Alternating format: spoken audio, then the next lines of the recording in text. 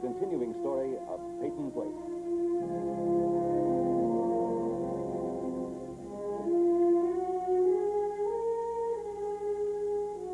Starring Dorothy Malone as Constance Mackenzie, Ed Nelson as Michael Rossi, Ryan O'Neill as Rodney Harrington, Barbara Parkins as Betty Anderson, Tim O'Connor as Elliot Carson, Christopher Connolly as Norman Harrington, Patricia Morrow as Rita Harrington, James Douglas as Stephen Cord.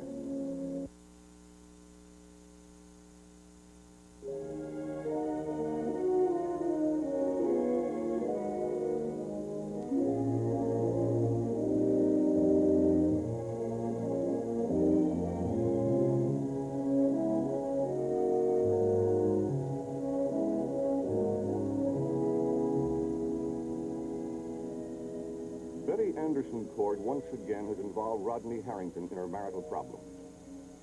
Out of a desperate need to tell someone, she confided to him her fear that she's losing her husband, Stephen, to Adrienne Van Leyden. This time, however, Rodney's refused to grant her aid and comfort. But his rejection was more a defense than an attack.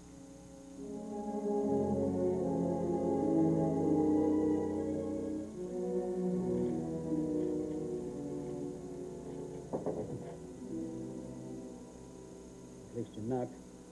Well, that would have been announced, but your secretary's not out there. It's a pity she missed you, dressed up. What do you want, Rod? What do you want, Stephen? My grandfather's money, his fiancée, or both? Look, is your collar too tight? You're not making much sense. Oh, that's right. You're right. You're always the sensible one, the one that's so easy to understand, so predictable. I'm fed up with this business of analyzing my actions or reactions. Now, what makes you think you can drop in on me here or in my home anytime you happen to feel like it? I couldn't care less. I've got work to do. I think that this might interest you. See, I made a mistake about you. I was wrong. I thought you'd be amused that Grandfather was getting married again, like I was.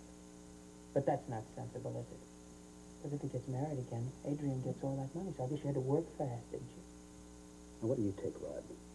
Even a legal genius like you can't break a will naming his wife chief beneficiary. I guess you had to stop that wedding before it starts, huh? What the devil are you talking about? I'm talking about you and Adrienne. What about us? Well, you were seen together at the beach. And that's the basis for this whole ridiculous theory? Well, you show me what's wrong. I'm not going to show you anything except the door. Listen, you can spend as much time with Adrienne as you want to. If that's your way of fighting Grandfather's will. But there's somebody else involved here. I met Adrienne on the beach by accident. I went for a walk. She happened to take a bridle path that took her down there. We stopped and talked. What am I telling you this for? I don't owe you any explanation. You did much more than talk on that beach. Look, what were you doing? What were you hiding behind a sand dune spying on us? Now, what are you anyway? A man or a small-town gossip who has nothing better to do than spread rumors? That's it, Steve. Blow your top. Talking about the other guy's always a great defense. Look, I don't have to defend myself, not to you. You believe all the gossip or rumors you want to. But don't come around here acting self-righteous. In fact, don't come around here, period. Now, get out. I'm not finished yet. You're hurting Betty. Stay away from my wife. You keep me and Adrienne, accidentally or otherwise. And that leaves the road clear. Right. Now, stay away from my wife.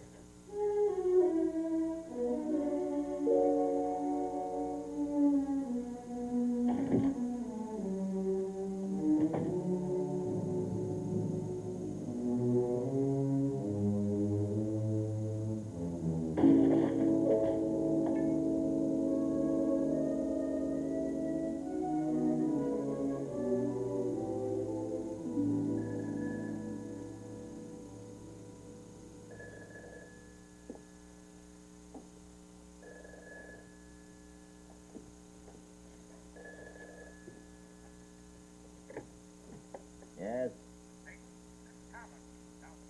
Oh, yes, Tomlinson, what can I do for you? Well, I'm sorry to bother you, but I just had a telephone call from your grandson, and I thought you might want to hear about it. I have 3 grandsons, Tomlinson. Perhaps you'd be so good as to tell me which one. Well, it's coming to that. With Rodney. He made an appointment to see me this afternoon to talk about a loan. Oh, what time? You expecting him? 3 o'clock right here in my office. I'm attending to it personally. Good. Have Rodney wait in your office, please, Tomlinson. And don't tell him you called me. Just ask him to wait. Don't worry, Mr. Peyton. I won't let him know. He made it a point to tell me that he didn't want you to know about it. That's all right, Tomlinson. Thank you.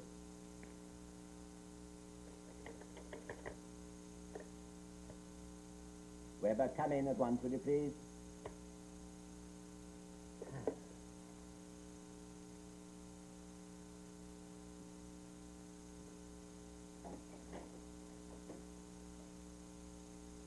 Weber, have you seen to the car? Car's all slicked up and raring to go, sir. There's more to the care of a fine automobile than just keeping her slicked up, Weber.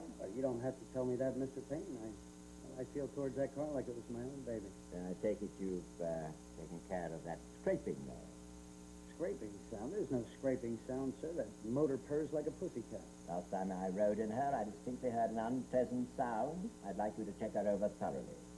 Yes, sir, but I think... Weber, before you attend to the car, will you ask Mrs. Cord if she'd be so kind as to take me to the bank at 3 o'clock? The car should be ready by then. Ask Mrs. Cord, Weber. Yes, sir.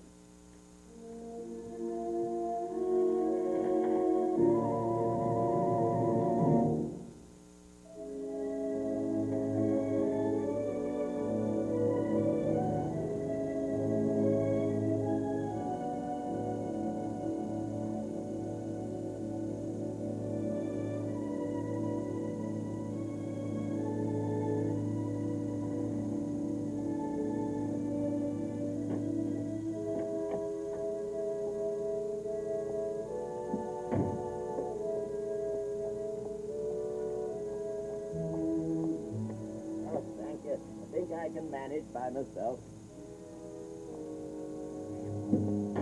Thank you for driving me down. I wonder whether you'd be so kind as to wait and take me home. And Betty, if it's hot out here, why don't you come in, wait in Tomlinson's office? It's air conditioned. I'll join you there when I finish in the fall.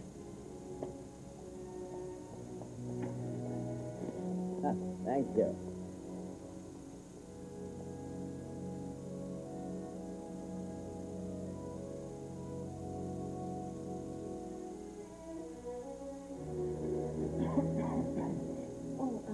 Excuse me. What are you doing here? Yes. Tomlinson must have told my grandfather I was coming here. Well, how are you, Mrs. Cord? Well, it wasn't my idea. Mr. Peyton asked me to drive him. But, don't you worry. I won't bother you. Wait a minute.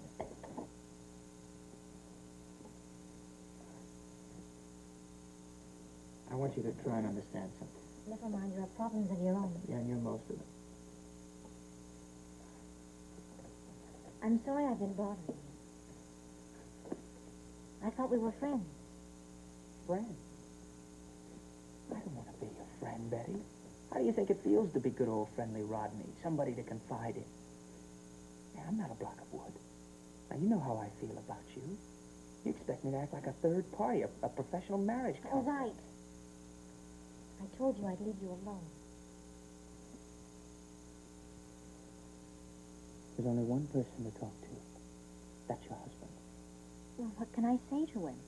I know you're involved with Adrienne, and I want you to stop it. If that's what you think, What if he won't stop it? What if he denies it? then it's up to you, Betty. Simple as that, huh? Unless you're afraid to make a decision. I don't know what. Rod, I don't know what to do. Okay.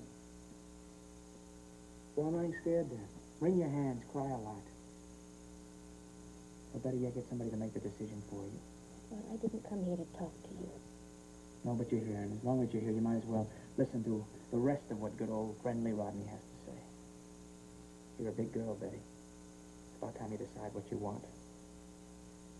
Well, I thought you made that decision when you married Stephen. You wanted him, but you also wanted that position and money. Well, if you still feel that way, fine. Then close your eyes to his little indiscretions. Put up with it. You'll still have most of what you married.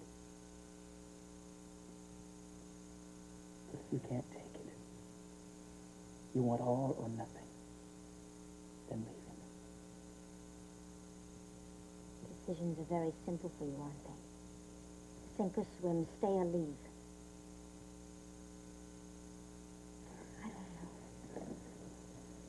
Maybe I married him thinking about that house on the hill and other things. But a person can grow, a marriage can change. Or aren't you aware that I might have feelings for Steve Netter that are deeper than any amount of power or prestige or money he could ever give me?